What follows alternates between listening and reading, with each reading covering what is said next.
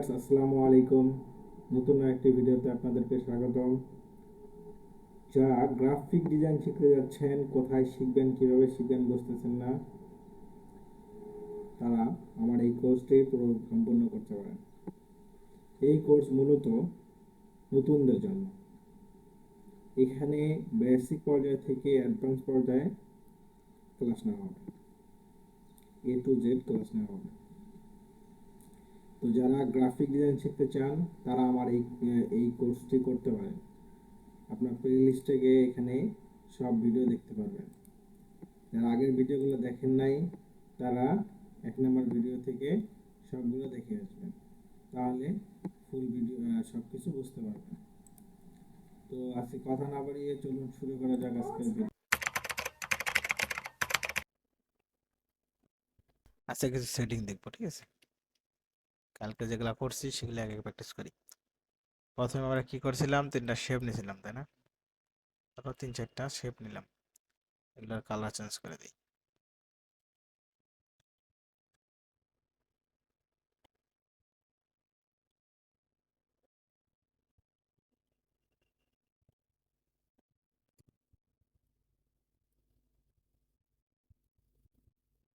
লাল দিলাম।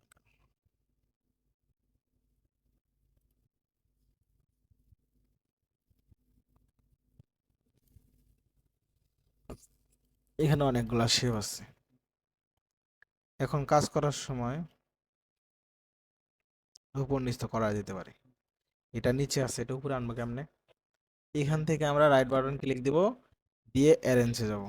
অ্যারেঞ্জে যায় been to front, মানে কি হলো, একদম সবার উপরে চলে আসলো, তাই না? এখন চাচ্ছি আমি এটাকে এটাকে এক ধাপ উপরে নিব, তখন কি করব? রাইট বাটন ক্লিক দেব, অ্যারেঞ্জে যাব। অ্যারেঞ্জে যাওয়ার পর কি করব? দ্বিতীয় ধাপ, ব্রিং টু ফ্রন্ট, মানে কি এক ধাপ উপরে আসলো।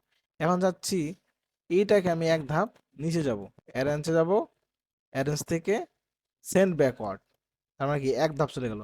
এখন আমি চাচ্ছি কি এটাকে একদম উপরটাকে একদম নিচে নিব, সবার নিচে। তাহলে কি করব? অ্যারেঞ্জে যাব, সেন্ড ব্যাক, মানে কি একবারে সবার নিচে চলে যাবে। তাহলে এইভাবে আমরা কন্ট্রোল করতে পারবো না সবগুলোকে। হ্যাঁ, আচ্ছা। এখন একটা জিনিস দেখো, এটা হচ্ছে আমরা এখন অন্য কিছু দেখবো, ঠিক আছে? আচ্ছা, দেখো যে এইখানে এটা আলাদা, এটা আলাদা, এটা আলাদা, এটা আলাদা, এটা আলাদা, তাই তো?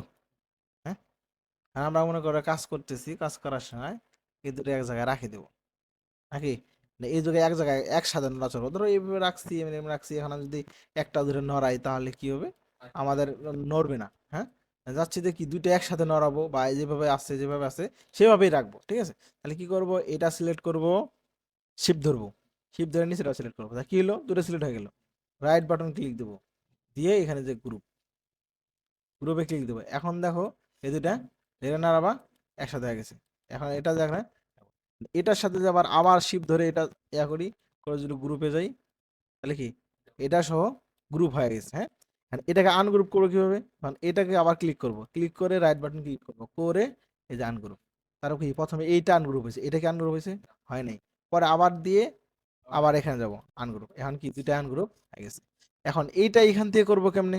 রাইট বাটন দিয়ে করবো না, তাহলে কি করবো? এটা সিলেক্ট করলাম, অবজেক্ট গেলাম, তাই কি গ্রুপ, তাহলে কি হলো? গ্রুপ হয়ে গেল। আবার এখান থেকে সিলেক্ট করে অবজেক্টে যাব, যা এখন কথা হলো কি, তুমি চাচ্ছ যে এটা একটা ব্যাকগ্রাউন্ডে পুরোটাই দিছো, কথা হলো আমি এটাকে আমি পুরোটাই দিছি। হ্যাঁ, এখন এটাকে আমি পুরোটাই দিছি, এর উপরে এটা দাঁড়াচ্ছে ব্যাকওয়ার্ড। আচ্ছা, দেওয়ার পর এখন আমরা কাজ করতেছি, এটা কিন্তু আমাদের কি, এটা একটা আমাকে ফিল কালার দিছি। হ্যাঁ, তাহলে কি হলো, আমরা ফিল কালার দিছি, এটাকে আমরা ফিল কালার দিছি। এটাকে একদম নিচে পাঠিয়ে দিই, অ্যারেঞ্জ টু ব্যাকওয়ার্ড। হ্যাঁ, এখন আমরা যখন এটা ক্লিক করে যাচ্ছি, কাজ করতে করতে এটা নড়তেছে না, এটাও কাজ করতে থাকবে। এটা যদি নড়ায়, ওটাও নড়ে যায়। হ্যাঁ, তাহলে এটাকে কি করবে? একবার লক করে দেবে। কিভাবে? সিলেক্ট করলাম, সিলেক্ট করে অবজেক্টে গেলাম, যাই এখান থেকে কি লক, তাই সিলেকশন, ঠিক আছে? সিলেকশন দিলে কি লক হয়ে গেল। এখন কি এটা যদি যত এগুলা ধরো, দেখো ওইটা কোনো ধরবে না, এটা একদম কিচ্ছু করা যাবে না। এখন এটাকে আনলক করবো কিভাবে? আবার সিলেকশনে যাবা, যায় আনলক, আনলকে ক্লিক দিবা, আনলক হয়ে গেছে। এখন তুমি কালার চেঞ্জ করতে পারবা, সবকিছু করতে পারবা। আচ্ছা আবার কিবোর্ড দিয়ে কিভাবে করবা, এটা তুমি সিলেক্ট করলা, দিয়া control two, control two, lock হয়ে গেছে, কন্ট্রোল টু, অল্টার টু। এটাকে আনলক করতে কি করবে, কন্ট্রোল অল্টার টু, দাঁড়াও কন্ট্রোল অল্টার টু, আনলক হয়ে গেল। তাহলে এখন যদি আমি লক করতে চাই কি, কন্ট্রোল টু, লক হয়ে গেছে, কন্ট্রোল অল্টার টু, মানে কি আনলক হয়ে গেল। ঠিক আছে, তাহলে কিবোর্ড দিয়েও করতে পারবো, আমরা ম্যানুয়ালি করতে পারবো, আবার এখান থেকে রাইট বাটন দিয়েও করতে পারবো।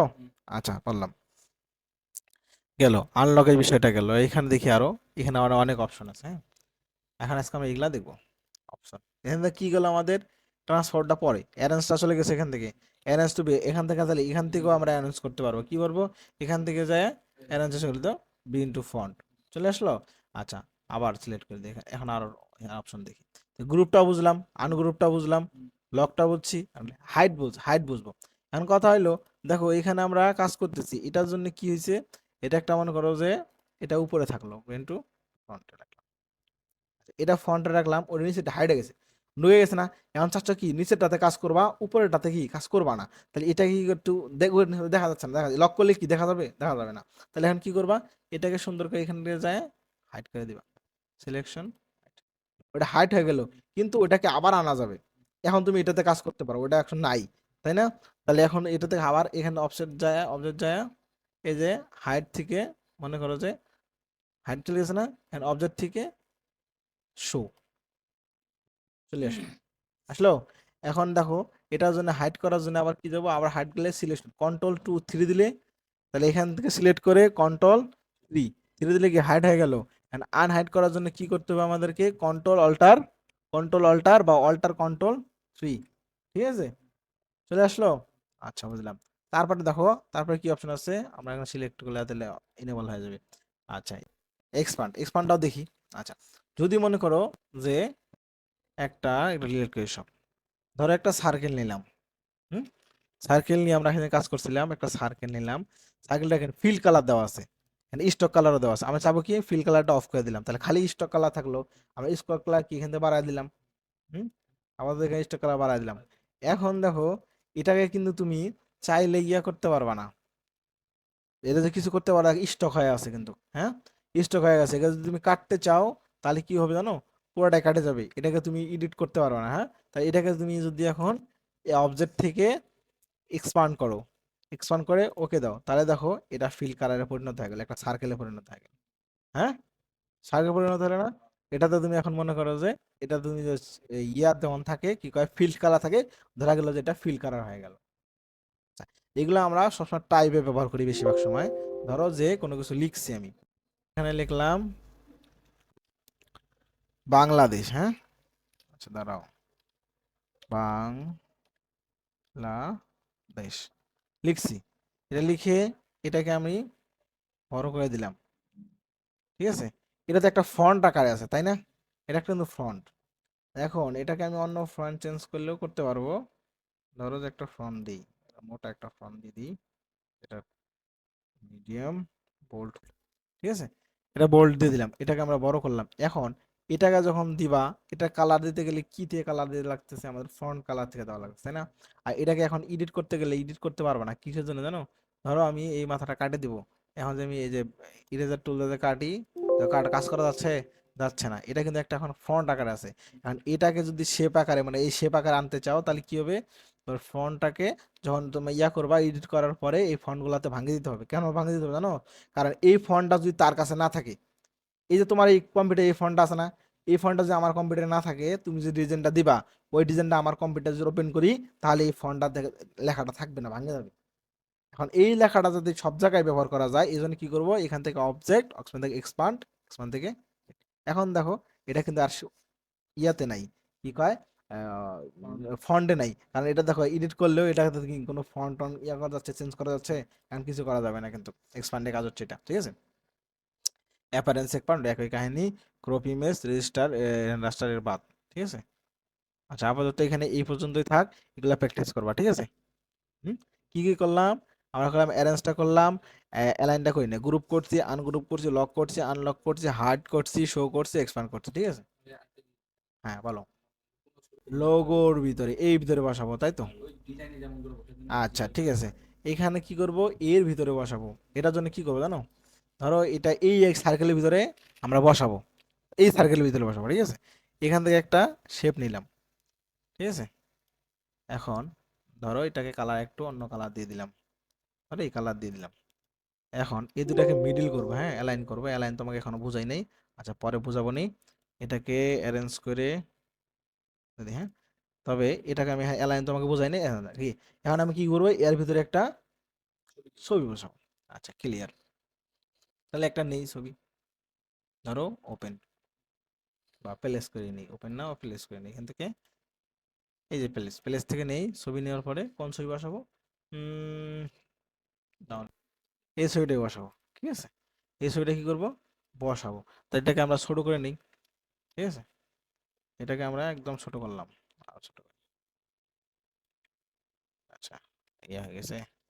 আচ্ছা, নিলাম, এটাকে এখানে বসাবো। দাও, প্রথমে আমরা এটা আলাদা করে রাখে দিই, দাঁড়াও, এটা কি এখানে বসাবো, আরো ছোট করি কারণ নাহলে, আচ্ছা দাঁড়াও।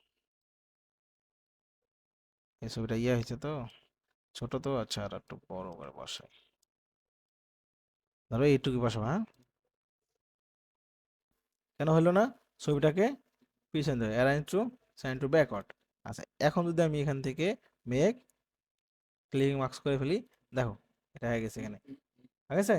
এখন যদি আমি সার্কেলটাকে এর উপরে বসায় দিই, ধরো সার্কেলটাকে আমরা আরো সুন্দর করে বসায় দিলাম, দেখো ক্লিয়ার।